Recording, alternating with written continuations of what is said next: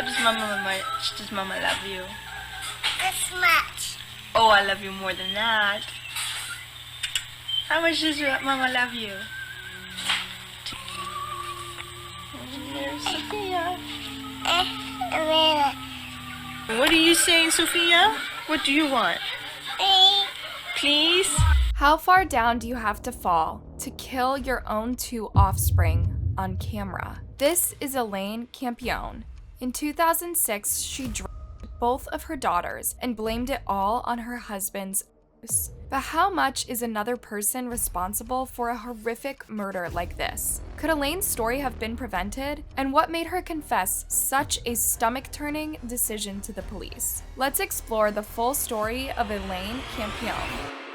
Trigger warning, today's video will discuss the death of small children and suicide. Most of our killers' stories begin with a horrible childhood, but in the case of Elaine, this couldn't be further away from the truth. She was born Elaine Goodine to her mother Faye and an unnamed father. According to Faye, Elaine had the standard childhood: school, friends, weekends spent with her family, etc. Perhaps the only thing that made Elaine stand out from the crowd was her tendency to spend a lot of time alone, reading or watching TV. Elaine grew up in Coles Island, New Brunswick, but after finishing community college, she packed her bags and moved to Bradford, Ontario. Aged 20, Elaine took up work as a nanny, among other odd jobs to supplement her income. She was still very young in 2000 when she met Leo Campione. In August 2002, the couple got married and moved into a small brick house. They were ready to start a family. At first glance, Elaine seemed to be the dark sheep in the duo. According to their neighbors, Leo was outgoing, a happy man who always smiled and had a kind thing to say to the people around him. Elaine, on the other hand, was shy and not very sociable.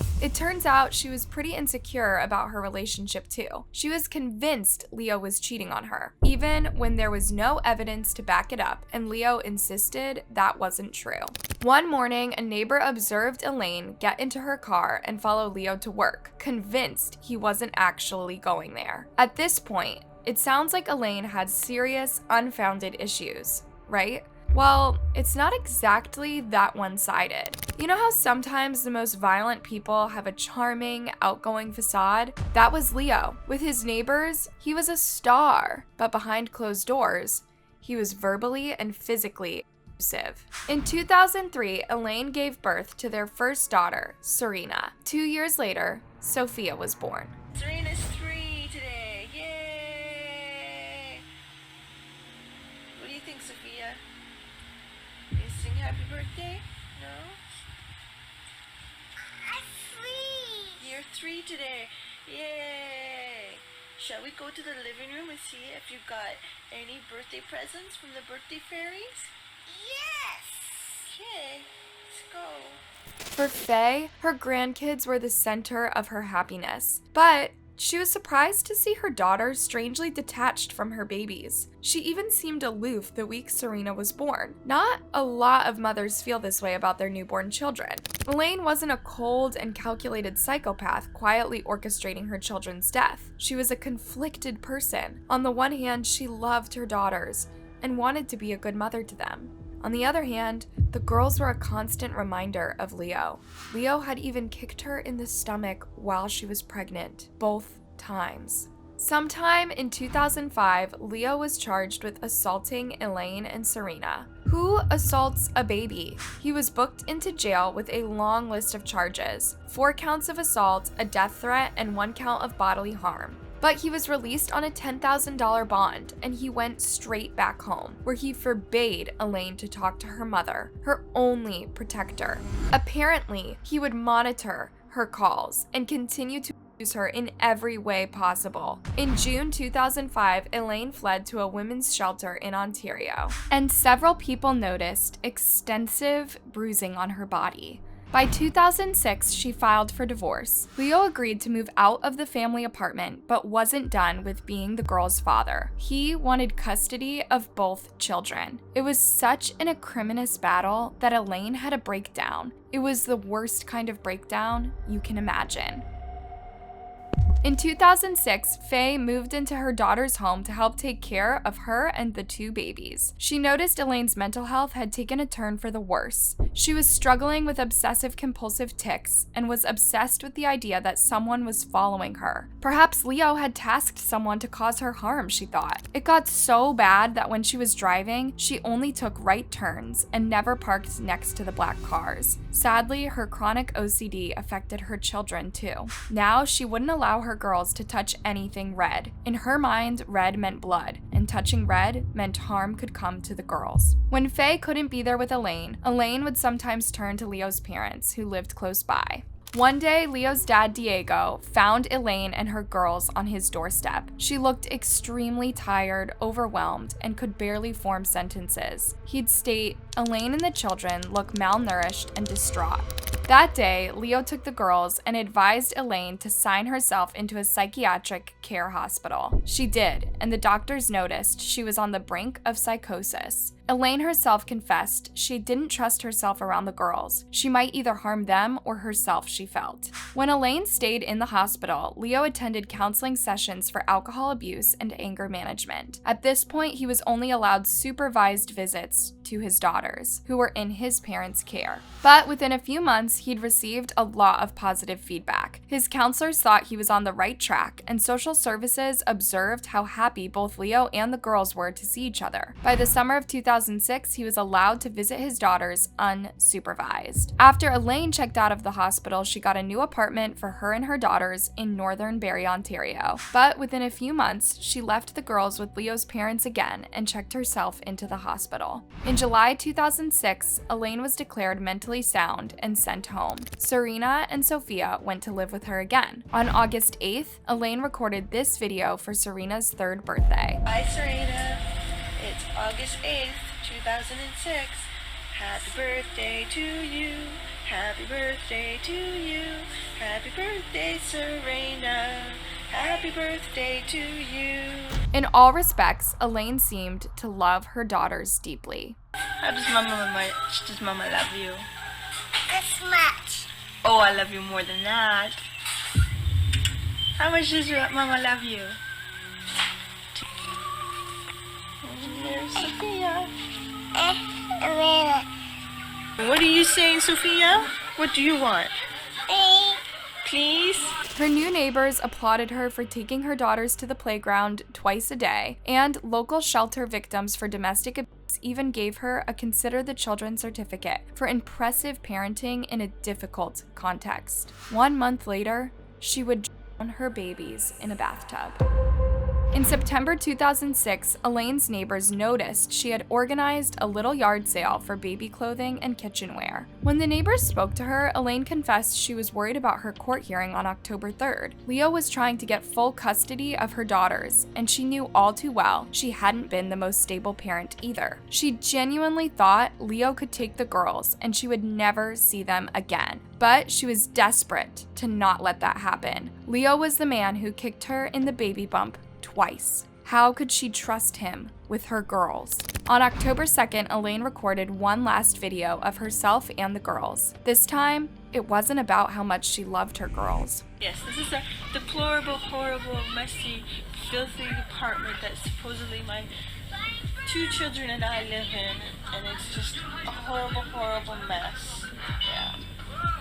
I think Diego Campione is totally in the wrong, and I hope he burns in hell for all his sins. The same as Leonardo. All I wanted to do was take care of my 2 little girls and live happily ever after the 3 years of physical, emotional, and mental abuse that I endured tremendously by Leonardo Campione, and then the past year from Anna and Diego Campione. I cried out for help. They should have charged him for the assaults he did to me. Elaine ranted about how Leo and his family had ties with criminal activity, and yet they were given rights over her children, whereas her family, who even had foster parent licenses, weren't given those rights. It was really creepy how she said all this on camera next to her children, one of whom was crying for attention. An hour later, Elaine recorded herself alone. Are you happy? Everything's gone. You wouldn't give peace. The girls and I will be together in heaven protective and safe from you. You can't hurt us, you can't torture us, you can't bother me anymore. You can't sit there and control me. You have me locked into a county where I have no friends, no family. You got it so I couldn't even go see my own parents. Where I need to be with my family, the people who truly love me and have always been there for me. Take my children to be in a nurturing place. Look, the photographs, Leo. My kids were happy. They were happy with me. I was a great mom. I did everything with these kids. I took them to playgroups. I took them everywhere. And I begged and begged and begged everyone to help me get out of this province away from you because you and your family are psychotic. A strange accusation, considering she had just killed her babies. A few minutes later, she recorded herself after taking a large number of pills.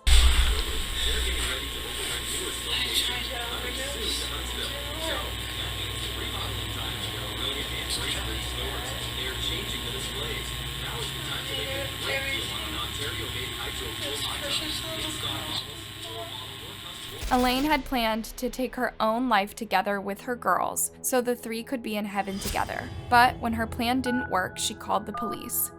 When the officers arrived, they found Serena and Sophia in Elaine's bed, hands interlocked. It was later revealed that the girls were drowned and then dressed up in pajamas and jewelry. Serena and Sophia were placed under the covers and had stuffed toys around them, with their interlocked hands wrapped in a rosary.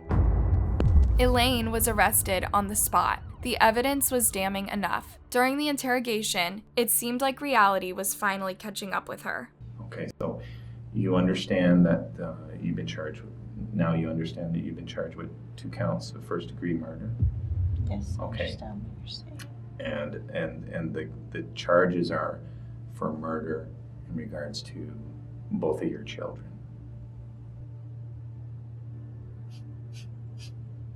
Okay.